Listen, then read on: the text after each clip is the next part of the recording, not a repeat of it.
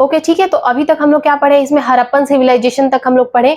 What was the reasons for the decline, ठीक है, जैसे फ्लड कुछ कुछ लोगों ने बताया, and they give their different reasons, there was not a proper reasons, ठीक है, कि डिक्लाइन होने का मेन रीजंस क्या थे, ठीक है। तो उसमें से एक फ्लड मान लो, डिफॉरेस्टेशन, लोगों ने माइग्रेट करना स्टार्ट कर दिया होगा, ये सब रीजंस हम लोग बताते हैं decline of the Harappan civilisations. यानी कि क्या हुआ, डिक्लाइन का मतलब क्या, वहां के लोग क्या हुए, वहां से गायब हो गए होंगे, गायब मतलब धीरे धीरे वहां से हटने लगे होंगे, हट गए होंगे, क्या रीजन से, तो फिर हमारा देश क्या होगा, थोड़ा खाली पड़ गया होगा ना। तो उसके बाद हम लोग पढ़ते हैं क्या, हम तो हो भी तो सकते कि वहां के लोग कहीं और जा रहे हैं, तो हो सकते हैं, तो अचानक सब के सब लोग कहाँ चले जाएंगे, मतलब कुछ लोग जाएंगे ना, तो ऐसा क्या रीजंस होगा कि सब लोग चले जाएंगे, तो ऐसा कोई, जैसे मान लो नेचुरल डिजास्टर्स आ गया, फ्लड आ गया, सुनामी आ गया, इस टाइप के कुछ आएंगे तब ना सबके सब लोग हट जाएंगे। अदरवाइज मान लो 2-4 लोगों को बुखार हो गया तो 2-4 लोग न जाएंगे कि सबके सब चले जाएंगे उनका इलाज करवाने कहीं और, ऐसा तो होगा नहीं। तो ये सब रीजंस माना जाता है हड़प्पन सिविलाइजेशन का डिक्लाइन का। तो इसके बाद हम लोग क्या पढ़ते हैं, कमिंग ऑफ आर्यंस, आर्यंस का आना, ठीक है। तो हम लोग यहां से पढ़ते हैं क्या,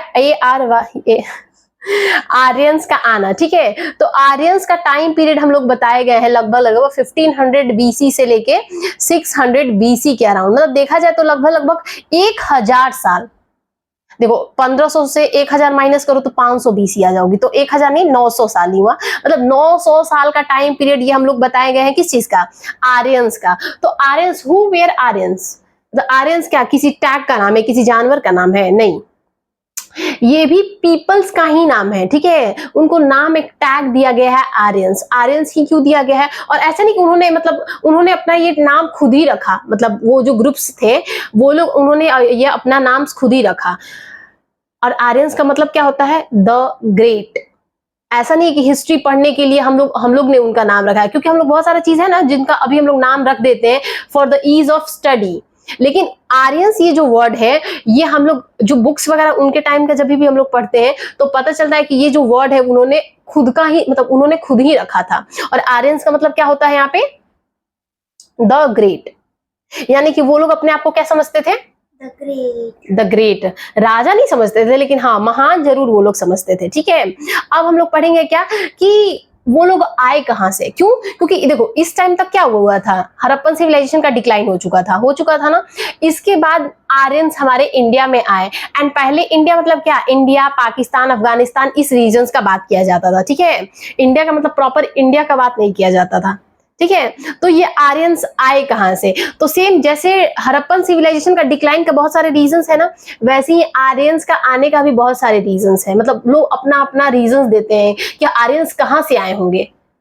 तो जैसे ऐसे 10-20 स्टेटमेंट्स हैं कि कोई मानता है, मतलब कोई कोई जो आर्कियोलॉजिस्ट है या फिर जो जो हिस्टोरियंस है जो पढ़ते हैं वो कोई कोई मानते हैं कि कोई कोई जो आर्यंस है वो हंगरी से आए हैं, कोई कोई मानते हैं कि क्या बोलते हैं यूरोप से आए हैं वो लोग, और कोई कोई उसमें से मानते थे कि वो सेंट्रल एशिया से आए थे। लेकिन जो हम लोग एक होता है ना कि सारे का कंक्लूजन निकालते हैं कि मोस्ट अप्रोप्रिएट क्या हो सकता है कि वो लोग कहाँ से आए होंगे, क्योंकि हम लोग क्या कर सकते हैं, इमेजिन ही कर सकते हैं ना, on the basis of evidence हम लोग उसको क्या कर सकते हैं, समराइज ही कर सकते हैं। तो बाद में पता चला, एक हिस्टोरियंस थे मार्क्स बुलर नाम के, उन्होंने बताया कि ये आर्यंस जो थे वो सेंट्रल एशिया से आए हुए हैं। Central Asia means Iran, Iraq, ये क्या बोलते हैं इधर कुवैत साइड से वो लोग आए हुए हैं, उसी को हम लोग बोलते हैं सेंट्रल एशिया, वहां से आए हुए, मतलब ये कुछ ग्रुप्स ऑफ लोग थे जो कि हमारे इंडिया में आए थे। और क्यों आए होंगे, सिंपल सी बात है ना, अगर वो गए भी तो हड़प्पा क्यों गए, और आए भी ये लोग तो क्यों आए होंगे भाई, अगर वो लोग किसी दूसरे कंट्री के रहने वाले हैं तो हमारे कंट्री में आए क्यों थे वो लोग। तो ऐसा माना जाता है कि जो सेंट्रल एशिया के जो पर्टिकुलर वहां के लोग थे उनको बोलते थे क्या हम लोग, उनमें से कुछ लोग कोई रीजंस की वजह से, मतलब वो रीजंस ये हो सकता है कि अगर सपोज अगर तुम्हारा घर है, घर में रहने का कैपेसिटी है 10 लोगों का, अब 20 लोग घर में आ जाए तो लोग रहेंगे क्या, तुम ही बोलोगे कि मम्मी देखो अब मैं घर में नहीं रहने वाली हूँ, घर मेरे आउट ऑफ रेंज है, मतलब बहुत ज्यादा भीड़ भाड़ बढ़ गई है ना, तो तुम्हारे पापा नया फ्लैट ले लेंगे या फिर नया रेंट लेंगे, या फिर तुम नहीं लोगी कोई और ले लेगा, जो कि मेंबर जो बढ़ते जाएंगे। सेम यूरोप, वहां में भी क्या होने लगा होगा, वहां के लोगों में पॉपुलेशन बढ़ने लगा होगा, और जो सोर्स थे खाने पीने के जो सोर्स थे वो लिमिटेड होंगे, तो अब लोग क्या करेंगे, उतने खाना में तो होगा नहीं, पेट सबका तो पेट भरेगा नहीं, तो उन्हीं में से जो कुछ लोग थे वहां से शिफ्ट कर गए, और शिफ्ट करके वो लोग इंडिया आ गए। क्यों? क्योंकि for the shelter, for the better lifestyle. तो उन्हीं वो जो पार्ट थे आर्यंस के, वो लोग आर्यंस वहां पे रहते थे, प्रॉपर आर्यंस, और उन्हीं में से एक पार्ट टूट के वो लोग इंडिया में आके स्टैब्लिश हो गए थे, रहने के लिए आ गए थे। For why? For the better lifestyle.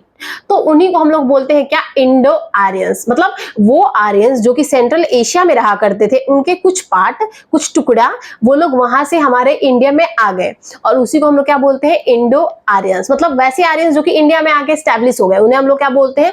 Indo Aryans. First page के फर्स्ट पैराग्राफ में यही तुम्हारा सेंटेंस, यही तुम्हारा पैराग्राफ दिया हुआ है बुक में।